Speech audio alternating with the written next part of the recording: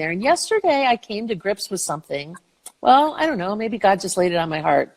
But, I've been saying a lot in a lot of my interviews that you need to be making some decisions. These are going to be some hard decisions, tough decisions time about, when the Christian persecution starts to really get bad, and when the food shortages start to come, and when they start to do the cook the frog thing, and we've not seen anything yet. And, I had this little naggy thing in the back of my mind about, I don't really want to go to a FEMA camp, and I've been so loud and so vocal about all of these different things. I'm sure I'm on some big list somewhere, I'm sure. My name's probably at the top of the list. And suddenly God just put it on my heart that was okay. It was just, if that's where I'm going to end up going because I'm going to be declared some domestic terrorist or something, bloom where you're planted, Sherri. Paul spent a lot of years in prison and did some amazing things.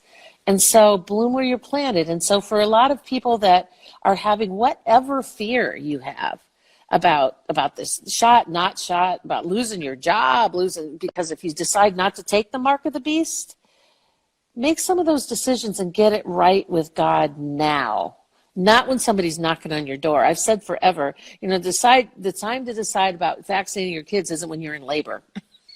It's not the right time. Right. And that's the thing is many don't recognize that. I'm the same as you. I'm like, I can end up in a FEMA camp. I trust in God to take care of my son. That's fine. Or I'm preparing to live off grid, whatever we got to do, because we know that they're going to try and make it difficult for anyone who's not going with the agenda.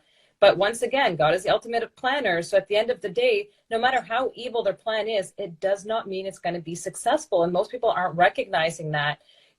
Be okay with potentially losing your job. Be okay with losing everything because you still have your faith. And once again, this life is so temporary. Right?